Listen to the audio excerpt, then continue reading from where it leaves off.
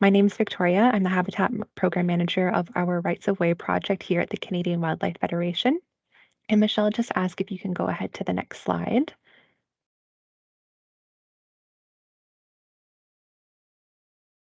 I think there's just It is a delay. It's just paused. Yeah, there's just a delay. Okay.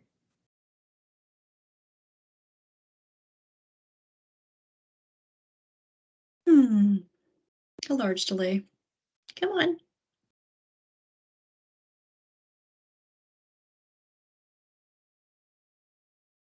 Never does this.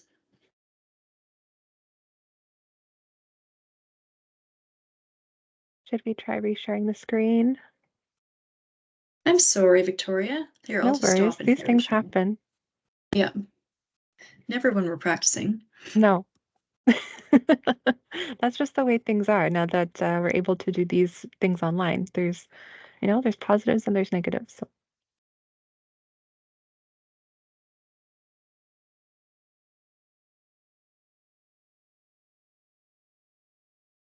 It is not budging. Okay, well, I can share my screen then. Let's just. Sorry about that. No worries.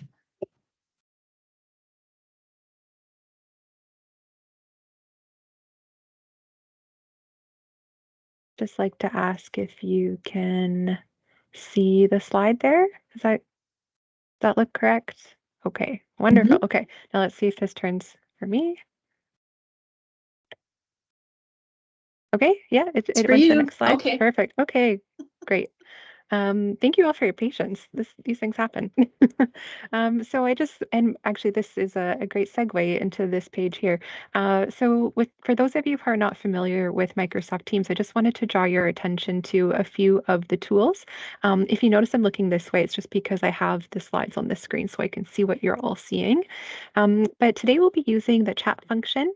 In a minute, I'm going to ask you to introduce yourself in the chat, but also feel free to connect with others in the chat, or if you have a question for someone in our team, especially if it relates to any technical issues you might be having, please do so there. There's also a question and answer function, and we'll be using that throughout the presentation today as well. Please feel free to include your presentations in that Q&A section as they come up during the presentation, and then we'll have a specific amount of time at the end, and we'll go through the questions at that time. If you are having some audio issues, there's just 3 little dots where it says more at the top right of your screen, and you can click there and double check that everything is connected to Teams as it should be. Okay, and just before we get started, a few rules of engagement. So with this webinar, as I said, we would really like for you to engage through asking questions, speaking with one another in the chat. We'll also have a few polls, so please do engage in the way that you're able to. We'd like to create a common understanding. So if you would like to ask a question out loud, just raise your hand and we can give you access to unmute yourself and you can share that question out loud with the group. But just please keep in mind that we're all joining from different backgrounds with different understanding of this type of work. So try to not use acronyms or explain acronyms or technical terms. Be empathetic, be curious and listen. As we are all coming from different backgrounds, we are sure to have a difference of opinion. So we can agree to disagree respectfully. And just keep in mind when you are asking questions, especially if you decide to do so out loud, that we just keep in mind the airtime to ensure everyone has the opportunity to ask the questions that they wish. Okay, so I would just like to take a moment to acknowledge the traditional territories in which we're joining from today. So we are all joining from different places, I believe, across Canada today, but I am sitting in our head office in Ottawa on the unceded and traditional territory of the Algonquin and Anishinaabe Nation. So there is a really wonderful website called nativeland.ca, and I will actually put that in the chat in just a few moments when I'm able to. And I really encourage you to take a look at this website if you do not know the Indigenous territories in which you're residing or in which you're conducting work. And especially for our presentation today that's focusing on a dashboard as a mapping tool and also a way that you can collaborate with other jurisdictions, maybe keep in mind your relationship with adjacent Indigenous communities as well. So I mentioned that the Canadian Wildlife Federation head office is based in Ottawa, but we are a national nonprofit organization that looks to inspire and engage Canadians in the conservation of wildlife and their habitat for the use and enjoyment of all. And we do this in a number of different ways, focusing on education, on citizen science, from oceans to grasslands and everything in between. And we also have a particular focus on species at risk.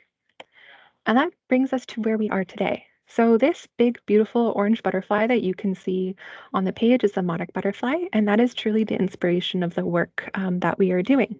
So you may have heard that actually just back in December, the Canadian federal government listed the monarch butterfly as endangered on the Species of Risk Act. And so this is a really important step in that the Canadian government will now be able to direct steps that we can work towards in recovering the species. And so, in light of monarch decline for a number of years, our project has been working with rights of way managers. So when I say rights of way managers, I'm referring to many of these entities that are on this graphic on the screen, including utility and transportation utility, transportation, and energy corridors. And this is a really unique opportunity to create native meadow habitat in support of the monarch butterfly, but also many other benefiting species. So the lands that we manage need to be managed in short height for operation safety already, as you know. And so this creates a compatible habitat for monarchs and pollinators. So we're able to create these long connected habitats to support their breeding and their migration needs. So as I was just saying, we are working collaboratively with rights of way managers to restore the breeding and migratory habitat for the monarch and along these transportation corridors. And we do this through our Rights of Way as Habitat Working Group. So this is a nationwide network which we have created in order to bring together rights of way managers like you to provide training, to provide resources and opportunities to learn from one another. And from this, we have regional communities of practice. So we've been able to establish in Eastern Ontario, Southwestern Ontario, the GTHA, and we are looking to expand into Quebec. So these are key areas along the monarch migration route, but of course it does expand outside of this as well. And we're able to offer funding to do restoration in these areas, and we're also able to provide more peer-to-peer learning opportunities. And separate from those who are in these networks, we have 22 restoration partners so far, in which we've been able to do over 1,760 hectares of active and passive restoration. So just to give you an idea of how much that is, that's over 3,000 football fields of degraded land that we've been able to change into native meadow habitat for pollinators. So we're really excited about that, and we're just looking to keep expanding this work and working with you to do so. So in order to do this, we have a nice growing team that has been able to lead this work. And as part of this network, I just want to quickly touch on our winter webinar series because that is what brought you here today. So the session today is the first of our winter webinar series. We'll be having one a month for the next 2 months. The first will take place on February 29th, and that is all focused on prescribed fire. So we have heard from you in probably the last few years, but especially in the last year from our workshop and our other webinars, excuse me, that prescribed fire is something that you're really interested in learning more about. So we are bringing on 3 subject matter experts who have experience or are currently undertaking a prescribed fire project on their rights of way or adjacent land.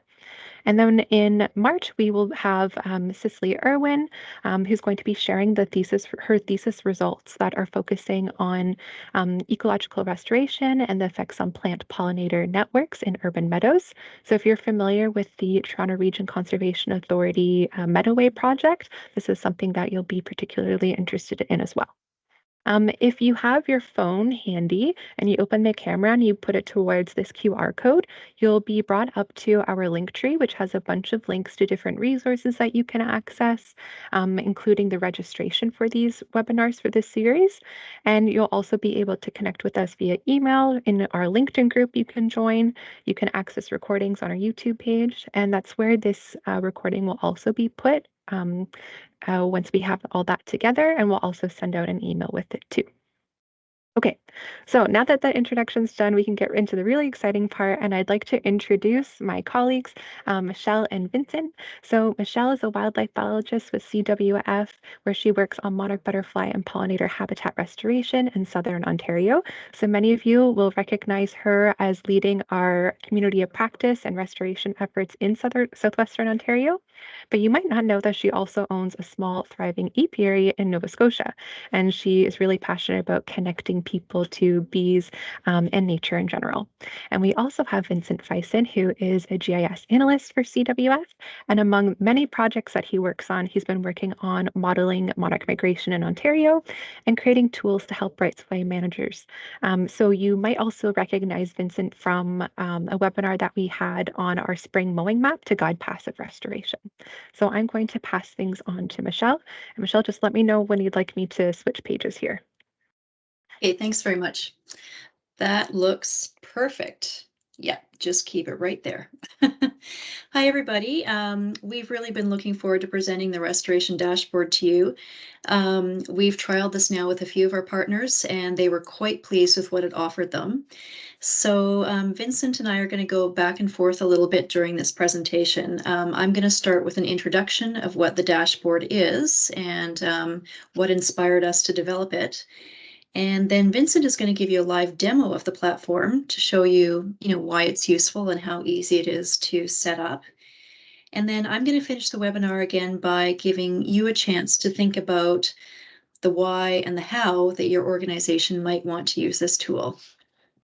Next slide, please.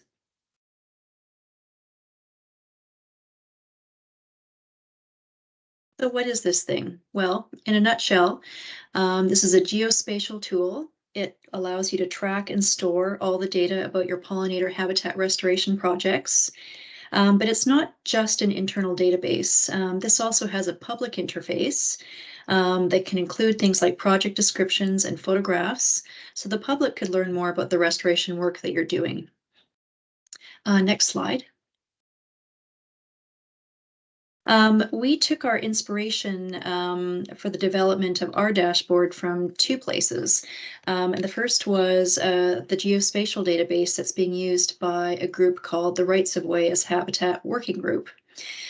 This is a really large and multi-sectoral collaboration of professionals who are interested in supporting habitat on rights of way and other working landscapes. The group is American and Canadian in scope, and CWF actually hosts the Canadian chapter. So this row habitat working group database quantifies the pollinator habitat that's being managed.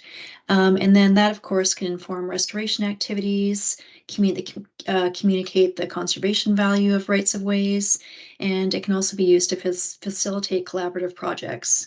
So it's a phenomenal tool that's used primarily in the US right now. And so we wanted to develop something especially for our own conservation partners. Next slide, please. We also took note of the EPRI pollinator stewardship dashboard. They developed this because they wanted to provide a window into what power companies are doing to protect pollinators and to be able to show the collective result of those efforts. So the EPRI dashboard actually has some really similar elements to the one that we've developed. It has a map of the restoration sites, list of their basic characteristics, and then you can also go in and click and get a more in-depth look at each site that you select. Next, please. Anyway, that's all I have to say for now. That's the basic idea. So now I'm going to hand the webinar over to Vincent, and he will walk you through the dashboard in detail.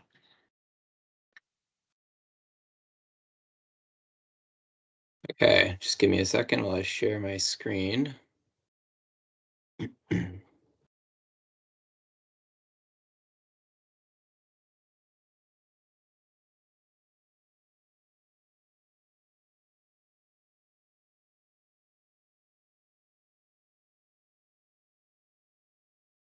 Okay, and let me know when it pops up and you can see the screen. We can see it. Okay, perfect. So, let me just refresh this actually. Sorry, just see what it's like when it first loads up. So this is the dashboard, and just give me a second here.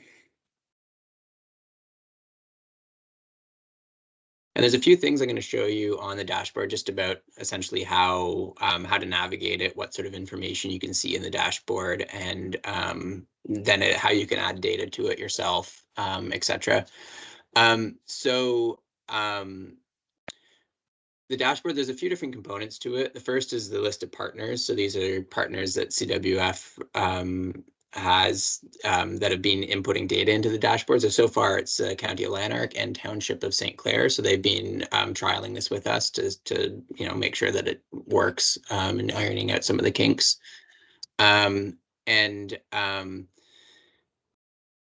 Other stuff that you can see is in the restoration details. So when you zoom in, say we go into Lanark, then we can start to see the different restoration sites that they have done. So there's different geometry types. So there might be some line geometry types for roadside restoration, or some point geometry types. I don't think there's any polygons in Lanark, but another possible type. Then if you click on one of the restoration sites, then you can see the details of the restoration. The date that it was done, the area, who it was done with, any collaborators, etc., as well as the seed list. Oh, there is an error here, but I will fix that. As well as the seed list for the different grasses and sedges, and the forbs, as well as the proportion. This is in the weight of the seed mix. So it was swamp milkweed was 5% of the seed mix weight for the forb part. And then as well, you can see some restoration photos that, if there are any, added to that site. And then same with St. Clair, we have similar. You can see the different, say this Bickford line restoration. You can see the different information about it. So this dashboard, yeah, it's pretty self-explanatory. It's if you there's some other stuff that you can do. You can change base map and whatnot to see it in satellite imagery as well, to see where the restoration's been done, etc.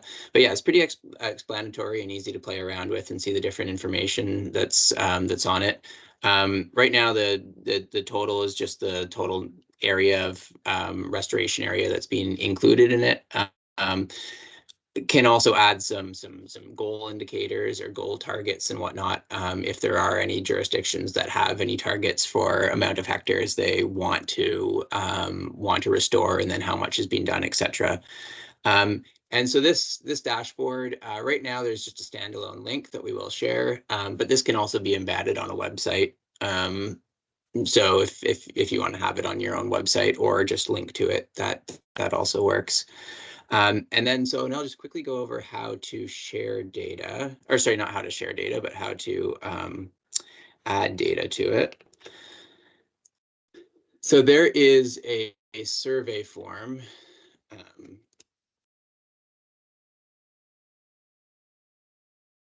that can be done in the browser or in the field map or the app. I would suggest using the app for it, since it has a little more functionality. And it can be done on the computer as well, with the app.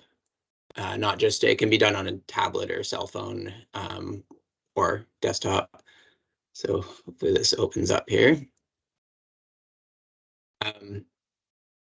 And so one advantage of using the Survey 123 app on a cell phone or tablet is that you can do it out in the field while you're actually doing the restoration or something like that. So you can collect the geometry of the restoration area that you did. So you don't need an account for this. You can continue without signing in. And what this will give, and it's very similar on actually this is pretty much the identical view as on the app. So you select date, type in a name for whatever the site, say we're doing a roadside, and then you can collect the geometry of it. So if we were collecting a polygon,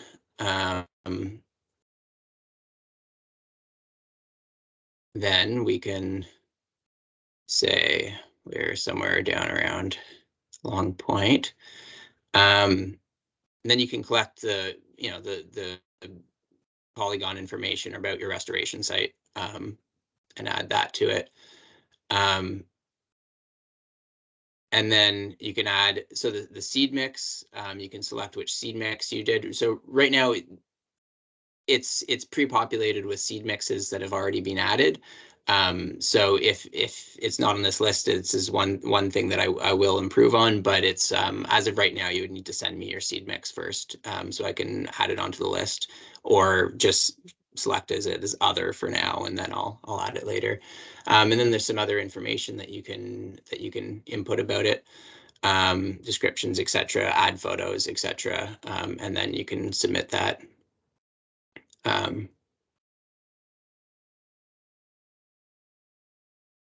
And one advantage of using this over the desktop application is that we can, you can see the sent surveys, and then you can edit edit them if you want, and view it and whatnot, or use the same information to quickly, if you have a lot of the same information but only a couple differences, you can easily submit a lot fairly quickly. And so now this should show up in our dashboard here. So that's pretty straightforward. And then so that's for upload. If you have a lot of data to upload, and you want to partner with us for this, then you can also just send it to me in a shapefiles or whatever bulk data format you want, and then I can do it a little more efficiently than individually. But this is good for out in the field doing it, or if you just have a few to enter. And then for data download, as of right now, it's just send me a request for data download, and I can give you whatever data you want from it. I can add a data download functionality to it, but as of right now, I haven't quite figured out how to do it with download only the data that you submitted, just because of the for data that's being submitted without being signed in. If you're not signed in, then it's a little tricky to track exactly who submitted what. So it's kind of an all or nothing unless it's by request through me right now. And then the last other bit of functionality that's useful for in the field is to actually use the ArcGIS or the Esri field map app. So this is on cell phone or tablet, and it's use a similar map interface, but it'll actually place you on the map itself, where you can do markup and whatnot, but you can just see exactly if you're somewhere where there's a restoration, you can see exactly where you are. So the example I was given from St. Clair is that for people who are mowing and whatnot, if they want to not mow where there's been restoration done, then this can help them know exactly where they are with respect to where restoration is being completed. And then you can also see the different information about those restoration sites on the app itself. So yeah, so that's the main functionalities right now. There will be some other things added just around ease of adding custom seed mixes and stuff like that, and not having to go through me to do various functions and whatnot. But that's the main bulk of it right now, and should get better as more people submit their data and we get a little more complete.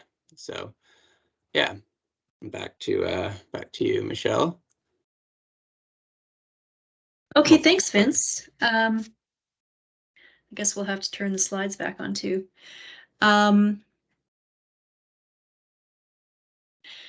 So I'm just, we thought this might be a nice point in the presentation just to check in with you all about how this is landing with you. Just wondering if anything is popping up for you in terms of how you or your organization might use a tool like this. So I'd just like to invite you to write that down in the chat box, and then maybe we can just see some of your ideas before we talk about them further.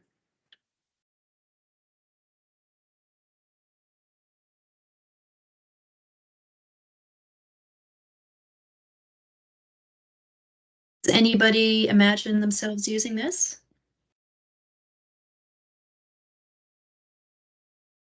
Communicating to public and council. Yeah, absolutely. Yeah, to council. That's right. I hadn't even thought about that. I think in terms of whether or not a volunteer organization would use this, I think this would be the dashboard would be used by basically whoever owns the land and who's doing the restoration projects on that land. It really could be anybody who wants to use it could. Like it's not limited to any organization. Even if an individual wanted to map their own, restoration activities in their backyard, they hypothetically could use it for that. Might not be as useful because it's if they only have one little restoration project, but yeah, it could be used by anybody.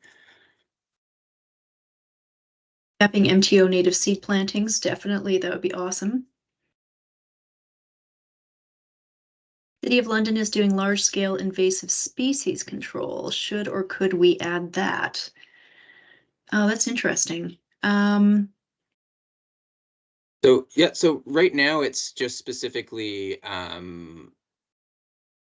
restoration activities that involved planting seeds, but it could easily add invasive species control to that as well. It doesn't necessarily need to be specific to restoration plantings. It could be, other types of habitat restoration as well. I think, yeah, I mean, but I guess just to reiterate what Vincent said is that, we've created this tool because we want people to be able to track and see what's being done specifically to create better habitat. And yeah, I think, yeah, invasive species removal does make sense there, doesn't it? I hadn't thought about it that way. It's always nice to see these comments. Great way to learn about what other projects are out there. Exactly. Yeah, exactly. For collaboration purposes, exactly. Very nice. Oh, okay, so Ontario Park says something similar. Awesome. We should put these databases together. That sounds good. Okay, thank you all. Yeah, I'm glad that some of you are having some ideas, and some of you have already mentioned some of the ideas that I want to talk about in this last part of the presentation.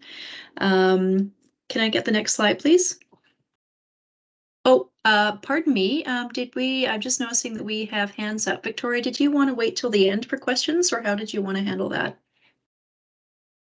We have time now if you want to answer a few questions, but we do have more to share about its use as well. So I just want to keep that in mind. But I see we have a hand up, and I'm just going to give you access to unmute yourself. There you go. You should be able to unmute now. Hi, Victoria. I'm not sure why, but I'm not able to chat. It says chat is only available during the meeting. So I don't have access to chat, and I do have a question in questions and answers. Okay, we'll take a look at that and see if we can get that sorted for you. Okay, we'll take a look. Thank you for sharing that.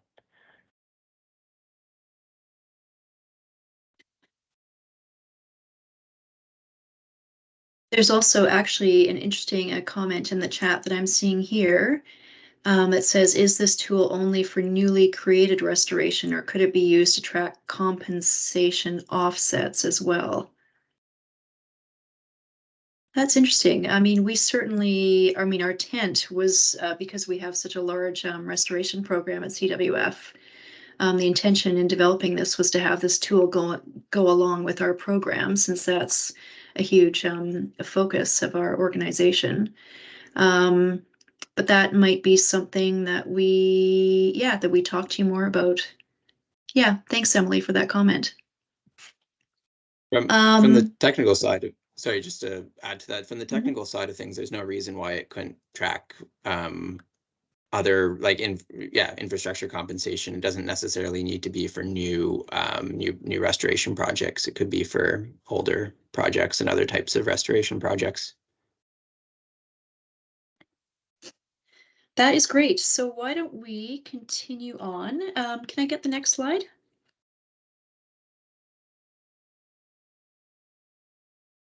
Thanks, Victoria. So basically, I just want to talk about 3 broad categories in terms of why we'd want to use the dashboard. And so the first one is going to be public accountability and transparency. Can I get the next slide? As Vince mentioned, this is something that could be embedded on your website. It's very attractive. It's easy to click around and get information. So very valuable for letting your community know what you're doing for pollinators and to give them a place to learn more about those projects. Somebody in the chat also mentioned a great tool for communicating with council. Absolutely. You could show community members where they could go to even see these native meadow habitats. We're kind of liking the term meadow bathing. I'm sure some of you have heard about forest bathing, and we're thinking of this as meadow bathing. It would be really useful also for various groups like field naturalists to know where they could go to look at plants and insects, and where they might do things like community science work and other forms of research. Next slide, please. Obviously, the tool functions as a data tracker. I can't imagine it wouldn't be helpful to an organization to have all of your pollinator habitat restoration information stored in one place that's easy to access, even from in the field. So you could decide to use this information just primarily internally. Even there, it would be useful for retaining and sharing information with contractors or crews, new staff, for example, maybe to advise where maintenance should or should not take place. Vince mentioned one of our other partners actually had a lot of historical pollinator habitat that they'd actually put in place over the last 10 years, but it wasn't really well signed. So for operations crew, it wasn't clear where it was and what they were supposed to do. But because they now have the dashboard, they just give the crew tablets to use in the field, and then they can see when they're coming up on a pollinator planting or and to follow specific vegetation management practices that are appropriate for the area. So using this tool can reduce the risk of accidentally mowing and spraying your growing native plants at the wrong time. Next slide, please. Oh, I'm sorry, back, please. I missed the last 2 points here.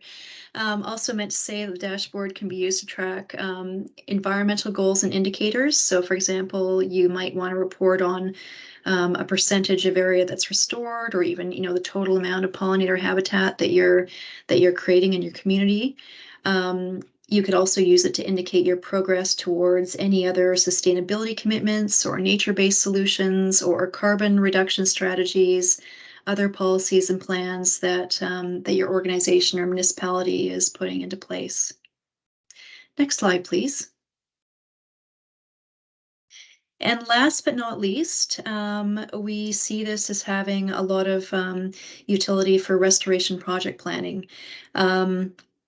Because especially between jurisdictions, I mean, because the sites are mapped, you can see where you may want to focus future habitat restoration efforts. So you could be looking at, the habitat that you've created in your jurisdiction. You could be looking at habitat created in other jurisdictions, and whether or not you could prioritize restoration in any areas that would actually help to physically connect those existing patches of pollinator habitat. So this tool has it's easy to use, and it just has so much utility for any of us who are interested in creating pollinator habitat across the landscape that hopefully we will get some uptake and some real interest from you in terms of uploading your own data or partnering with us to make that happen for you. Next slide, please. So we just want to set a few polls here, actually. We're just curious to know if you yourself or your organization does have restoration goals and whether you could see your organization using the dashboard. So I think oh, perfect. Somebody was able to launch that. Perfect. So we'd love to hear from you if you'd like to submit your answers.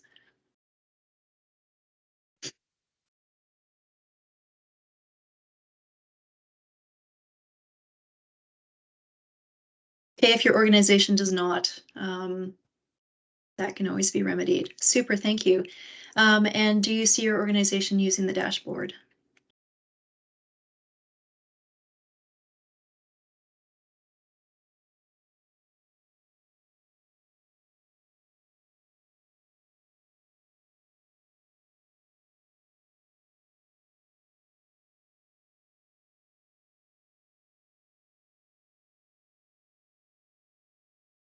Okay, if it's no, okay, if you're unsure, but it's wonderful to see that so many people, yeah, 81% of our respondents are saying yes to that. So that's super. One person said the poll was not showing, so maybe we can get your comments later. You can also, you should have a little icon at the top of your screen where you also have the chat function, and there should be a little poll function. If you're not seeing it pop up on your screen, it should open up separately if you click that.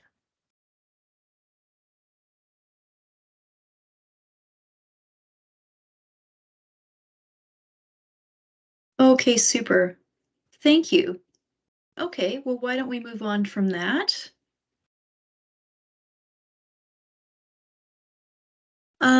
So we would like to, I think, let this be a time for a little bit more Q&A or some more discussion if you'd like. We would particularly like to know if there are any other features you'd like to see on the dashboard. Everybody has different ideas. Is something popping up for you in terms of what we could add to this conservation tool? Or any other question that you'd like, you can pop them up in the chat. Or if the chat is not working for you, then you can feel free to raise your hand as well. Victoria, there's a number of questions in Q&A. Oh, there we go.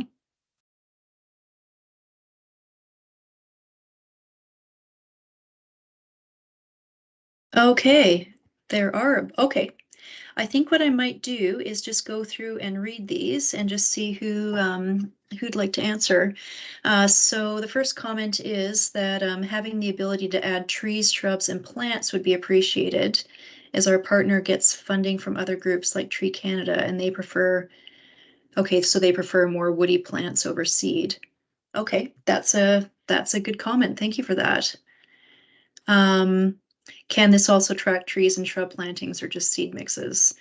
I guess at the moment our priority was seed mixes because our program is more about creating pollinator habitat, but that's certainly something we can think about for the future. Is this dashboard meant to be specifically for meadow restoration in rights of ways, or could similar restoration done in other areas be added? Definitely restoration in other areas can be added, yes. Yeah, several of our partners, many actually, well, most of our partners actually in Southwest Ontario are doing meadow restoration on other lands other than rights of ways. So definitely those can be added. Question for Vincent. If I already use field maps through my organization, do I need to create a new account to access the CWF maps? No, you shouldn't have to. I might have to share it with you specifically, but no, that you should be able to access it through your other organization. Another question, can the link address be shared to log in if we already have Survey 123 app? Yep. Yeah, well, I guess probably in a follow-up email to this in the next couple days, we'll probably share all the, I imagine we'll share all the relevant links and whatnot. Yeah. I also Okay. have a quick reference guide that I'm going to put into the chat that you can download, and that has the link to the dashboard so you can view it. And it also just has our email that you can reach out to Vincent if you have additional questions or if you want more information on how to upload your data, or also if you want to share just a brief little overview of what it looks like to your colleagues or your supervisors if you're interested in inputting your data as well. So I'll share that in the chat, and it will also be sent out again in an email when the recording is shared. Okay, that sounds perfect. And we've also got one more comment. This is good. Is there an area on the app to provide ongoing maintenance prescriptions and or issues with ongoing maintenance, such as weed invasion? Huh. This would Not be, as such. sorry, my mute was being a little pain. Okay, so this would be more for tracking, oh yeah, maintenance issues. It's not set up for that right now, and I'm not so sure that would be the purpose of this per se. This would be more just for tracking the actual restoration activities. But I suppose one could add maintenance issues in the, you know, in notes for each one of the restoration activities. I suppose it could also be set up a little bit better to have a maintenance issues comment field as well. But yeah, we'll have to discuss that and see whether that's something that would be useful or for everybody or not. Yeah. And is the map viewable to the public? Yeah, for public, so the dashboard itself is view only. Nobody can do anything. Like it's you can't do anything with the data in the dashboard. It's just yeah, it's view only. In the field map app, you can, well, it depends on the functionality that one wants, but I could set it up so you could do edits to it. In the Survey 123 app, you can only input and edit the surveys that you yourself inputted on that device. You can't edit anybody else's. Yeah. Couple more comments. Can one add pollinator areas that were planted historically? They would still contribute towards pollinator pathways. Yes, absolutely. If they were still in, I guess, yeah, if they were still in recognizable shape, I think, as a pollinator habitat, then yes, I think those could be added. And I find the restoration work gets lost with time and not maintained. So that functionality would be valuable for us in municipal government. Yeah. So I think, yeah, that's what one of our partners found, that it just, in a way, it helps even to be able to identify a plot with this tool, and even just having maintenance crews be able to do that helps to solve some of the issues that can pop up if people are mowing or spraying where they're not supposed to. And fair enough. I mean, if it's hard to identify, then that's going to happen. Would members of the public have a way to add comments? For example, noting that a site has been invaded by invasive species and therefore needs attention. We can That's add that interesting. functionality. We could have an associated survey that is open, totally open to members of the public with the link on the dashboard itself. So somebody could open up that survey, select the site ID that they want, and write a note about it if they notice that there's Phragmites or something like that. Yeah, we could we could add that functionality. Be really interesting to know. I guess, yeah, it'll be, I mean, my sense is that any functionality you're adding to the dashboard is going to be there across the board. Is that right, Vince? I mean, it's not going to be a case of one organization wanting only a bit of functionality and another organization wanting the whole thing, or is it more flexible than that? The dashboard itself, no, unless there's multiple dashboards that are slightly different, then it's all the same for everybody. And same with the different surveys for inputting, unless different surveys for different people, depending on what functionality they want, that's possible, but otherwise it's the same for everybody. Okay. Are there any more questions? I'll go back to the Q&A box just to see if anybody added some there.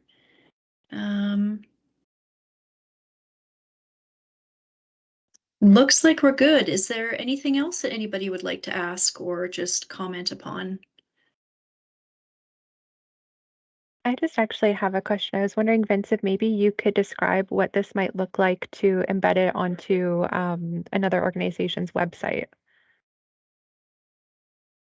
Yeah, it's just a matter of using the URL for it in whatever your HTML embed code is. I could give an example code in the in whatever email we send out in a few days. Awesome, thank you. But it, as well as instructions around the survey 123. I realize that there's no written instruction about the survey 123 part of it and how to access it. So I guess we'll add all that as well.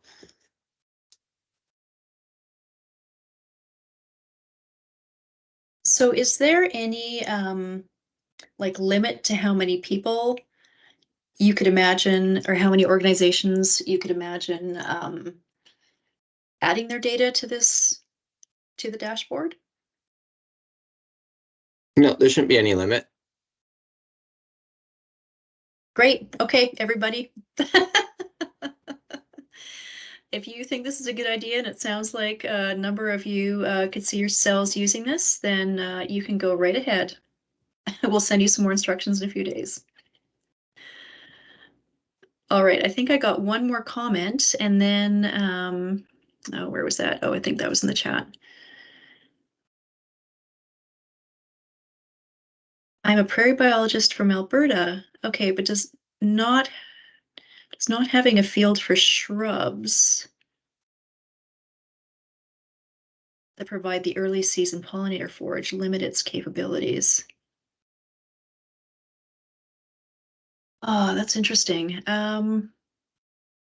Michelle, Mhm. it's Carolyn here. I just want to hop in. I think I understand, the comment is shrubs have value as early season Exactly. forage. So should we not also be tracking that or working toward that? And I would say, yes. I mean, the value of meadow is high. Having early season shrub is great. If we're working on rights of way, we're more limited in being able to include shrubs because it's a very narrow space, but we're talking about also other lands, in which case, yes. And of course, there's a certain point at which forests take over and then it's of less value. But yes, I agree. Shrubs are important early season pollen and nectar source. Yeah. Yeah, thank you. Yeah, that was a better answer than what I was gonna offer. Thanks, Jenna. So does everybody feel like are there any more questions or comments, or should I hand this over to Victoria?